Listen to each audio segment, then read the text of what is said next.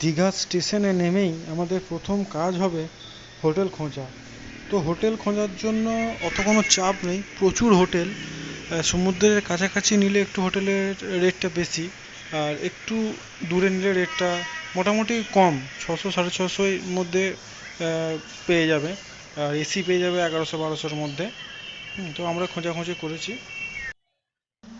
আমরা মোটামুটি সমুদ্রের কাছাকাছি এই হোটেল সন্ধ্যা নিবাস বলে যে হোটেলটি আছে, আমরা এই হোটেলটি করলাম। তো এই হোটেলে এসি 1100, আর নন এসি 650। তবে একটু ভালো করে বার্গেটিং করে নিতে হবে, কারণ এইসব হোটেলের নিয়ম আবার হোটেলের এক রেট হওয়ার পরে আবার সার্ভিস চার্জ বলে 10 টাকা 20 টাকা পার পার্সন আলাদা করে জায়গা ধরে নেয়। আমরা এখন হোটেলের এই ছাদেই আছি। এই হোটেলের ছাদ থেকে এই দিকটা বাস স্ট্যান্ড, আর স্টেশন, স্টেশন থেকে এই দিকটা, আর এই দিক থেকে সোজা গেলে এদিকে কিছুটা গেলেই পড়বে সি বিচ। খুব কাছাকাছি, মানে হেঁটে হেঁটেই যাতায়াত করা যাবে, স্টেশনও যাওয়া যাবে হেঁটে হেঁটে, আর সি বিচও যাওয়া যাবে, মাঝামাঝি জায়গায় হোটেলটা।